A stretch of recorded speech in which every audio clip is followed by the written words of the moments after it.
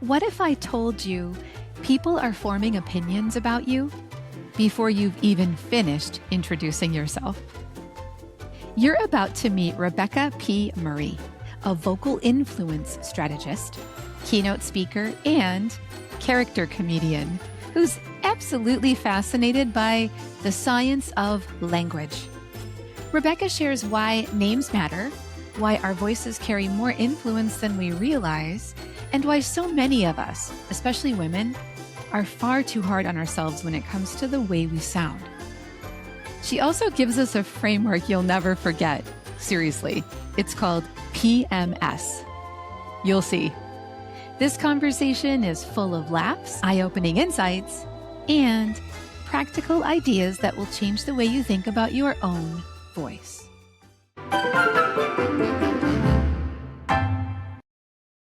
Hi, everybody. I am so excited to be here today with Rebecca P. Murray. She's going to tell us all about that P. I can't wait for this conversation. I have been following Rebecca on the socials. I've also had the great honor of being in a group with her where we just support one another all the time. And through that, I finally convinced her to come in and talk with me today and to share all of her amazing talent with us today. Well, maybe not all of it, but like a lot of it. So I can't wait to get to this. Rebecca, if you could please introduce yourself, tell us about the work that you do and your form of artistry. Thank you so much, Kassy. And likewise, in terms of following you on the socials, I'm a huge fan, have a lot to learn from you. Love how you show up and shine online. You always bring something special, something extra that I'm always like the wow factor, the Kassy wow factor. Thank you. I call myself a vocal influence strategist. I am fascinated by language, our use of language, our choice of words, and also the social science of language, specifically how it affects women and people of color. People of all communities who maybe are not part of what we would consider the establishment, let's say. But Rebecca P. Murray, I keep the P for a couple of reasons. I've always used, like many women, my maiden name as my middle name, which is Pierce. And I also keep it there to distinguish myself from the million other Rebecca Murrays in the world. There are so many, I've come to learn. And to honor my father, James Henry Pierce, who died when I was a little girl. Oh, that's very, very special. Thank you for sharing that with us today, too. Names are very, very important as we think about even the sound of language, which we'll be getting into, and the social science of language, names. And as you said, that there's a lot of Rebecca Murrays out there. I have the opposite situation where there's no Kassy Labories, as far as I know, and especially not spelled the way that I do. And that creates this whole other opposite sort of like, I don't fit in. Wait, I'm unique. It's oftentimes about positioning and what you think about it, isn't it?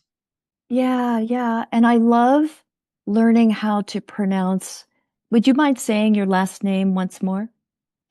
For sure. And here's the thing. My last name is a French last name, and I am an American. So I don't even do it properly. But the way that I pronounce it and the way the family pronounces it is just Laborie. Laborie. We were French. Yes. We would do Laborie, right? And Laborie. Then oh, oui, I love that. Laborie. Let's have some vino. Wait a minute. Is that French or is that? Vin. That's right. I love it when people take the time to give me their full name when introducing themselves in a professional setting. This is one of the things I talk about and make a point. How we shape our name, how we introduce ourselves is a window to our self-worth. And what I find very often, especially for women, is that we use our first name only in professional settings versus taking the time to say the first name, little pause, last name clearly, because what I always want to do when I learn somebody's name, I'm going to turn this off, is to say the name back to them, to make sure that I'm enunciating it properly. And then, like I did with you, Kassy Laborie, it's very nice to meet you. And to have you help me with the enunciation. And we spend a little time on names, like you already offered, you have a French heritage. I want to know that as well. And that starts the conversation. It's all about you. It's all about your name. Now you're interested in me, and we move forward. I love that so much. I like it when names are difficult too. One of the things that has happened to me personally in my career, because I am a virtual presenter as well as in person, is that I have a global audience quite often. And so the names can be quite difficult. And at this point, I'm looking for them and I love it. I just love it. I always go for, do not say it. Let me try to say it. And I want you to correct me. And I want you to correct me like 5 times if you need to. Every single time I want you to correct me, but I am committed to getting your name correct. And yes, I'm here for that. So thank you. You know, I love it. I think it's a fun thing. And I carry that over to my in-person meetings as well. And you know what's really cool, and I bet you know about this with what you study and what you speak about, the more you do it, the easier it gets, and you get better at pronouncing names that you think you cannot pronounce.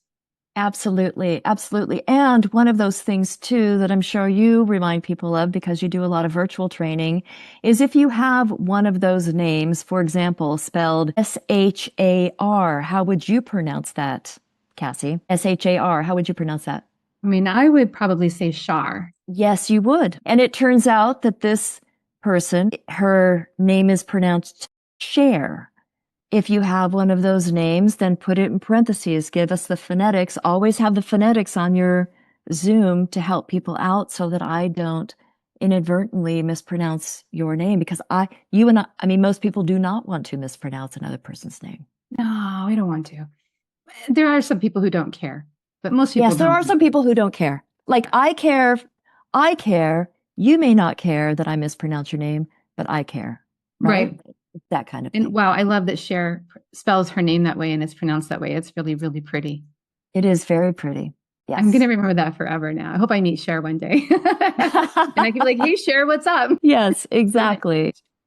That's so great. So tell us, you're a keynote speaker, and what else do you do? Tell us about your keynote speaking and how you build in, because you have a background in acting, theater, musical theater, and performance. Mm-hmm. You're an MC. Mm-hmm. You are a leadership consultant as well. You do all the cool things.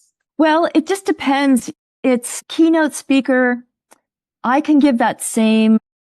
Well, it's as a keynote speaker on a big stage, I'm able to really bring and craft my art. And I do consider myself an artist. I long wanted to be Hollywood actress in musical theater, very involved in musical theater. And now what I do is I just find ways to increase the entertainment value of what I bring. There's always a little bit of theatrics and humor, music and movement, possibly dance. Who knows in my performances.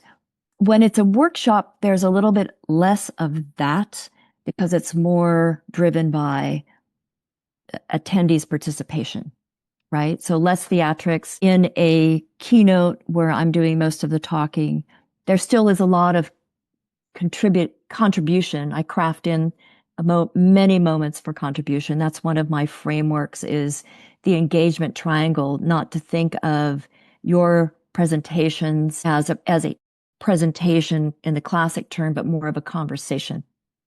So you're always making room for voices in the room, whether it's a keynote or a workshop, but you craft it you infuse it throughout the entire program, whatever you're doing. So I demonstrate what I advocate. So just like you, and I know you're like this too, that people can learn what you are talking about by watching you. Mm-hmm. You demonstrate as you advocate, as you engage, as you teach. You are doing it as you are teaching it. I love that. Demonstrate as you advocate. And one of the things that I've learned, because you're right, I have right from the beginning of my career been like, why are we talking about it? Why don't we just do it? And so it's like the earliest stories of when I went to work for WebEx in the late 90s. They had screenshots of the chat on some slides. And I'm like, why do we have a screenshot? Why don't we just do the chat? Yes. It's an inverse to learning. Somebody at a conference shared this with me. He is Ted Lasso's doppelganger. Oh my gosh. This fellow, in his manner and his look, exactly Ted Lasso. He runs he's the facility event coordinator for this big winery in Woodinville. And he was talking about how, well, he's a singer, so he's in a chorus, and what he learned a long time ago from I think when he was in grad school, one of his teachers said there is an inverse correlation between how much the teacher talks and how much the students learn. Like the more you talk, the less they learn, basically. Right. So going back to what you said, let's just do it. Let's just do it. Yeah. Yeah. And then, so that's always been my approach, which is why I'm so drawn to the work that you do. Cause, it's like, oh, my people, we're here. But then there is the other side of that where I think, and I've experienced it so much, people don't realize what they've experienced. And so we do have to back up. Many times in my career, I'm like, okay, so that was fun. What did we learn? Uh-huh. How did we arrive at that? What did we do? What was the impact? What was the strategy? I'm always backing up and going, wait a second. And when I don't, that's when I get the feedback. It was a lot of fun, but I didn't get the practical. I'm like, I forgot. Because they get really immersed in the experience and they don't. Yeah. It's right. amazing. To review the frameworks or to instill the frameworks. Yeah. Tell us more about your triangle that you just mentioned, if you wouldn't mind. Yeah, the engagement triangle has 3 sides to it. So there's the interaction. What can you do with your in-person or your virtual audience in terms of I always say, letting people let their fingers do the talking through the chat, to tee that up. This is how I invite you to interact with me, or in person to unmute or raise your hand for the mic, however you'd like that to happen. Then there's the entertainment value that you bring. That's another side to the triangle.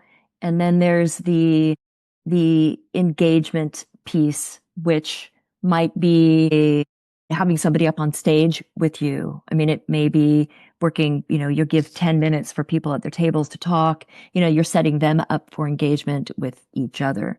So looking at those 3 sides of the triangle, and sometimes they don't all fit, but to be thinking about what are all the different ways, like let's list all the different ways that you could possibly infuse a side or sides of this triangle, going for what I call engagements per minute, or EPM, which is your measurement. Then you can actually get a number from, you craft out your 45 minutes, whatever it is, you infuse your moments through the engagement triangle, and then you say, okay, how many engagements per minute do I have? Just similar to like a comedian in their laughs per minute, which there's a certain number that you want to hit as a comedian, 7 laughs per minute. That is what I've heard from professional comedians. That's like perfection, 7 laughs per minute. So if I can get at least 1 engagement per minute, or if it's a longer term thing, if it's a keynote, you've heard people go for 30 minutes and there's no engagement whatsoever. That is too long, people. That is too long. Now, a great story, when people get hung up on the entertainment part. I'm not an entertainer. I don't know how to do anything. I have no talent. Telling a great story, being a great storyteller, that's an art. That's an entertainment value. That counts.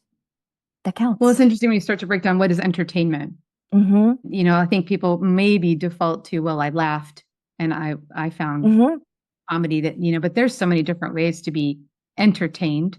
Yes. And it's a really interesting question to be like, what would entertain you today? Yeah, exactly. And what you'd get. Be a nice little job aid, wouldn't it? Right. And letting some of your artistry, your innate, God-given artistry come through. And having it feel authentic, like it supports, it doesn't distract, it doesn't feel, what's that word where somebody does it for show and you're wondering why is that there? Self-indulgent, but it doesn't feel, self-indulgent. It feels purposeful, purpose-driven, to support the message and the engagement. It all makes sense to the audience. And most importantly, it feels authentic. Yeah. It feels real. I'm so excited to learn about your triangle, and it explained yet another reason why you and I were supposed to meet. Because my book is titled "Interact and Engage," and then my background in entertainment and theater and things is what I just love to learn more about, and kind of where my focus is today. So I'm just so excited to learn how you're bringing those things together and having them show up, and it's quite fascinating. I wonder if that's where lucky 7 comes from. If you want 7 laughs per minute. Yeah, maybe.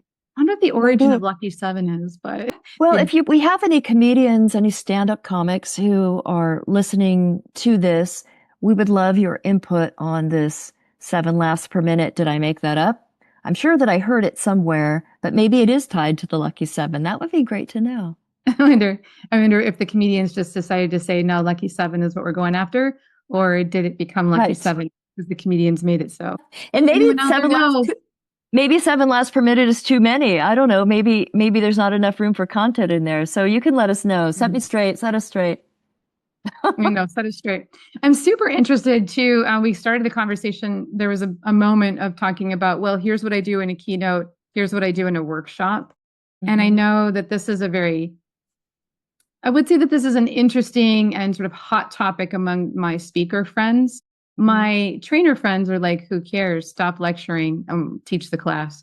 It isn't as much of a conversation among trainers and facilitators, out loud at least.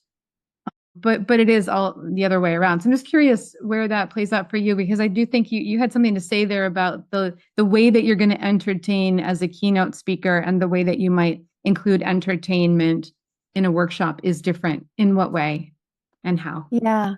Well, it was interesting because I was at a very large conference recently, and I was slotted for a breakout session, which I always think of as, okay, that's a workshop because we're in a smaller room together. I'm going to give you something to do. It's going to be extremely interactive. Then I was given the main stage for my breakout, and we had a huge audience. There were 250 plus people in the room. And so when I was telling somebody this, they go, well, that wasn't a breakout, Rebecca. That was a keynote. You would consider that a keynote because you have most of the attendees in one room. You're on the main stage in the ballroom. So you call that a keynote. Oh, okay. Same exact content. But wouldn't you agree that it feels different when you are on a big elevated stage than when you are on the floor with attendees? It just feels, to me anyway, it feels different probably because of my theater background. And I feel like I have more liberty to move and to, because I know everybody can see me. Seeing me, that's one of the big things. I walked into a conference that I spoke at last weekend. I walked in the night before, and I'm looking at the stage and I'm like, setup is completely wrong. They had these 2 monitors flanking the stage, and I went over to each side of the room and I'm like, they're not going to be able to see my movement. Like my movement, what I posted this morning on LinkedIn, I had this whole movement planned. I went to bed that night and I'm like, I'm going to have to recraft all my movement because I know that people on the very right and left side of the room, can't see me. And so I'm actually over there physically moving these giant rounds and the chairs over so that they're closer to the stage so they can see me. Finally, that morning, I went to the person who set everything up, and I talked to other people, and I said, listen, we need these screens moved back, like way back, so the stage is not blocked. That is the most disengaging feeling for someone in the audience, to not be able to see what's happening on stage, right? How can you engage if you can't see what's happening? Then I also said, and this is the thing too, as a keynoter or a workshop presenter, I don't care who you are, but to talk to somebody ahead of time and be assertive in terms of what you need. So I say, the 2 things I don't need are a mic stand and a lectern.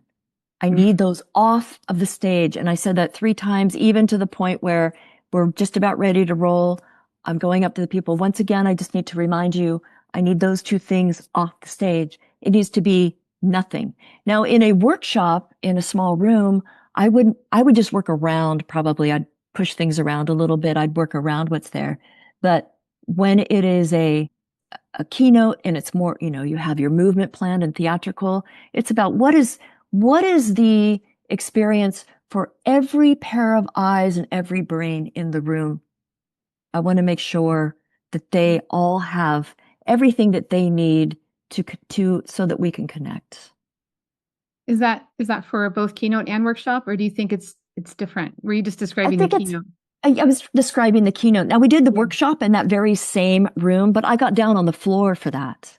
I did some of it on stage where I need everybody's eyes on me. And the rest of it, because it's more workshop, there's mics in the room. I'm walking around. I have people working in groups at different parts of it. So it's, it's completely different. It's not all eyes on me. It's eyes on each other and a little bit on me. It's very confusing because I think meeting organizers too, event planners, they all have different ideas about what they want their situations to be too. And many times we're in a conversation like, we want you to be the keynote, but we want you to run it like a workshop.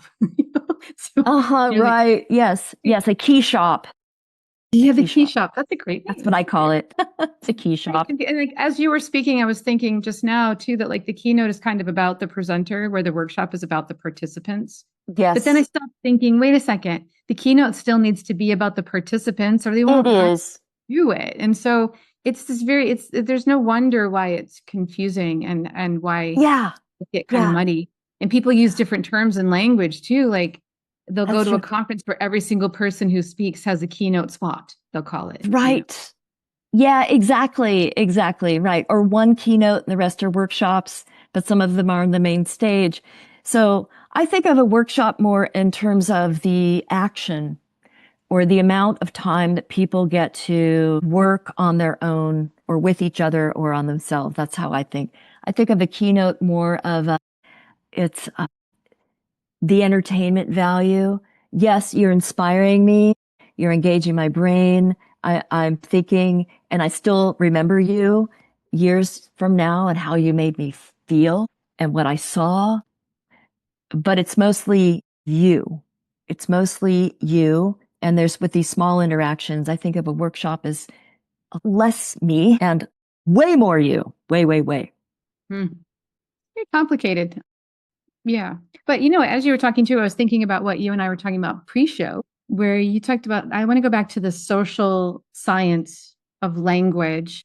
And you mentioned about women and people of color, and we don't necessarily, we introduce ourselves with our first names. And also we were talking about a situation that you described with the microphone and how we handle it. I just want to get into some of that social science stuff, because I think it's very, very interesting. The words we say, the way we're saying them, how we show up vocally in a space. Because that's what you teach.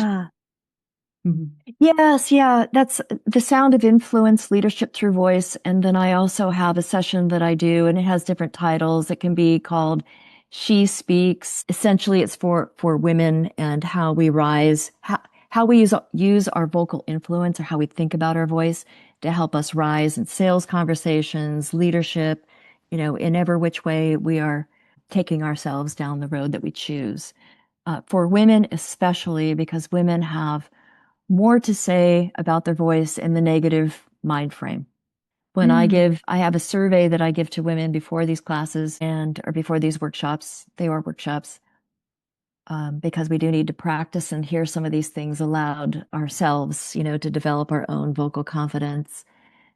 At least a third of the women in every group will say, I actively dislike the sound of my voice. A number will say, there's something wrong with it.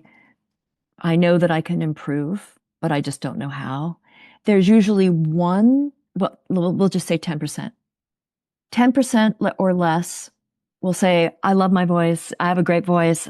But those people have worked on their voice. Like I have this one question which says, do you have any vocal training, any theater training, any da-da-da? And it's always those people, that have actually worked on their voice over time, been on a number of podcasts, for example, learned to hear it and be fine with it. If you ask most men will say, my voice, I've never thought about it. Never thought about it. Why is this? Why is this the case? Yes, it is. It goes partly it's evolution, partly it's social conditioning. back when radio, well, marginalization in a big way in terms of patriarchy, the male being the dominant, the leader, the primary provider, the one who signs the checkbooks, who gets to have a checking account, who gets to hold land, going way, way back, right? The privilege that males had over females. So that goes way back. When we talk about the voice itself, evolution, the male voice having the lower, deeper, dominant, carries long distances, wards off predators, those sorts of things, attracts a mate. And then the female voice being the softer, caring for children, having close conversations. Our voices are built for different things. So we carry all of that through time. And now let's say we're in the 1920s where radio comes out. Now we have technology influence. In technology, when radio came out, these AM radio stations are popping up across the country. About 5 years into it, maybe 5% of Americans had radios in their homes, and Radio Broadcast Magazine decides to interview station managers to find out, hey, what are you hearing? Any complaints, any praise? What's going on out there with your listeners? The number one complaint was about the female voice. Really? That it was unintelligible, shrill, unpleasant, unintelligent. Wow. I mean, every negative word that you can associate with the female voice. And so they took women off the air completely. Now women are being marginalized, criticized, scrutinized based on their voice, right? We are not fit for radio. Therefore, we are not fit to influence in a broad way. So it wasn't until the 1970s when Susan Stamberg with NPR, she was the first female on radio in a substantive way, the 70s. And wow. She was told, keep your voice low, keep it low, because the low voice is the preferred voice. And truly in leadership, that's the same way. You do all of the surveys today. And when you ask somebody, what does a good voice sound like? They don't typically think of the female voice. They say, well, low and slow, Oh, this is so disappointing. Does the same thing Yes. Does the same thing come up with music? Like, do people prefer vocalists differently? No, completely different with music. Completely different with music. Yeah. This is more the speaking voice. But listen, if you think of Taylor Swift, for example, okay, beautiful voice, incredible. If you listen to her speaking voice, let's say 12 years ago, 10 years ago, and you hear her speaking voice today, it has changed a lot. Yeah, you could try to talk it up too. She's grown up, but at the same time, yes. She speaks much more deeply than she did when she was younger. Correct, Mundo. Yes. And most people think, well, vocalists would think, she's had voice training, just as Margaret Thatcher did, just as many women who aspire to leadership, politics, etc. Because here's what happens. If you're a woman and you put your hat in the ring in terms of a national race, your voice absolutely will be under the microscope. There is no doubt about it. People will have something to say about your voice, and it will not be a pleasant thing. And your whole body, and your age. Everything. And what you wear. Correct. All those things will all come before what you have to say regarding that is right. And position. Yes. Wow. I feel bummed about this right now, but I know it to be very true. I because I've been studying it for so long, and this is why I talk about interruption, explaining vocal agency, vocal influence, all those things, voice equity. These are the topics that I bring to corporate America. And I love the reception I get with these, the conversational homicide detective. Yeah, tell us about that. And also, I want to know, what can we do about this? Is this our teaching moment? What? Yes. Listening right now, like me, I'm like, what can I do? Because I know it's true. And I know that I've done these things. I know it in terms of experienced it. So what can I do? Yeah. I tell you, I catch myself as a woman. As a woman, I catch myself when, women, we're in this double bind. If we come across too assertive and too, maybe let's say classically masculine, aggressive. Oh, she's so aggressive. Be that. She's such a B word, or she's just so meek and mild, not cut out for leadership. Either side, you're not cut out for leadership. If I have a reaction toward a woman in terms of her voice or her manner, now I catch myself and I think, okay, if a man spoke to me like that or came across to me like that, would I have had that same reaction? And sometimes I think, okay, Rebecca, you just did the thing. You just did the thing that you are trying to help other people not do. So it's catching yourself. Also, to broaden our view of what a leadership or a good voice sounds like, let's expand it to include all voices. Now, that being said, I will say that there are many vocal traits and signals that people give through their voice that could absolutely benefit from some training, coaching, exercises, etc. Absolutely. Absolutely. There are things that are annoying. It is true. Very annoying. You know, and you're making me think, do I feel more annoyed when I hear them from a woman than I do when I hear them from a man, which I'm going to now be asking myself that as I go forward. But I there are times like my favorite podcaster, I'm not going to even mention his name because I do love his work so much and I listen to everything he does. He features his girlfriend every once in a while because she has her own podcast and she's trying to grow it. And I can't stand it. Why? Why can't you stand it? It is the way she speaks. And it's not her accent. It's not her content because her accent, they are. What is it about the way she speaks? It is a position. It is it's her position. It's her, it's hard for me to put the word on it, but for some reason, I feel like there's this assumption that we get her and that we think she's really cool. Oh. So no matter what she says, we're going to be in on it. And I'm like, I'm not. And that comes through in her voice, you think? Yes. It comes through in her voice. I would be curious to know, what is it? Is it a pitch? Is it a pace? Is it like when you break down the voice, I think of it as a vocal triad. So you have shaping, you have meaning, you have power. What is it? What is the actual sound? I'm taking notes. What did you say? Shaping, meaning, and power? Because I'm going to go back and listen right now. Yeah, it's so we start at the bottom. We say power, meaning, and shaping. And how you remember this is PMS.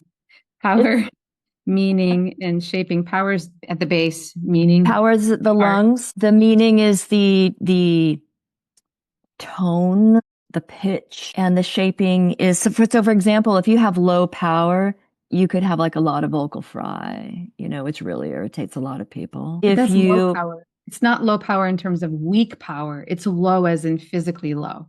Low in terms of there's not enough airflow through the vocal folds. And so you have a very low, slow vibration. You think of James Bond, you know, that kind of thing where you're just, it's called vocal fry versus upspeak, for example, is right here. So, you know, everything sounds like a question. So that has to do with the pitch, which is controlled in your throat. And then articulation, how we shape words. If we're mumbling, we don't have clear articulation. So I'm just curious, what is it about her voice? Like what part of her voice maybe might be the annoyance? I'm going to go back and listen to it with these new tools that you've just given me. Cause I'm curious too, why I'm so annoyed by her. I don't know her, you know? So, I think the voice is like people. Sometimes we really like someone, we don't even know why. And sometimes we just don't, and we don't know why. And maybe it has to do with sound and the way they're approaching her. You know, it could be reminding you of something from long ago with somebody. I don't know. I know, it's really strange. I'm definitely going to be diving into it. You know, a lot of times towards the end of our time together, I'll ask people to teach us something, but I think you just did with the PMS. The PMS. I feel like it's like, maybe we could apply this to ourselves too. Like apply your PMS to yourself, everybody, male listening as well as female. I did this session at PMI, Mile High PMI, back in April. And when I walked out the door, these women grabbed me and they said, did you hear us laughing over here? We're the PMS crowd. You can't forget it though. You can't forget it. You can't forget it. Although I'm happy to forget PMS. Even if you wanted. The other one is in my past. This new one, however, since I got rid of the other one, you've now given me a new one. Thank you very much. That's awesome. Oh, I want to talk to you all day. Rebecca, you are absolutely delightful. I feel like I've got so much more to learn from you. I'm gonna keep on following. Where can people follow you and be as lucky as me? Well, I hang out on LinkedIn like you do. I post once a week on Tuesdays. So it's Rebecca P. Murray, followed by LinkedIn, and then my website by the same, RebeccaPMurray.com. Also showcaseyourshine.com. Now on my website, I do have a Sonic Leaders Toolkit. So that has that download that I talked about with all of those vocal signals. And also, if you're a leader, giving feedback to somebody on their voice is similar to giving feedback to someone on their face. It is really hard. It's uncomfortable. People don't do it. They avoid it. But there is a way to do it. There is a way to do it to help people on your team give the right signal so that they sound more confident in their speaking, which is what we want for every person on our team. Right. Oh, and you are so right. It is so sensitive and people can get it completely wrong. And there's something so emotional about the way a person's voice sounds and what it's doing to you. And so to be able to, the strength, and the respect to give them feedback that will help them be confident. I'm downloading that right now. Download it, everybody. Go get it. We'll put it in the show notes too, where you can. Okay, great. Yes.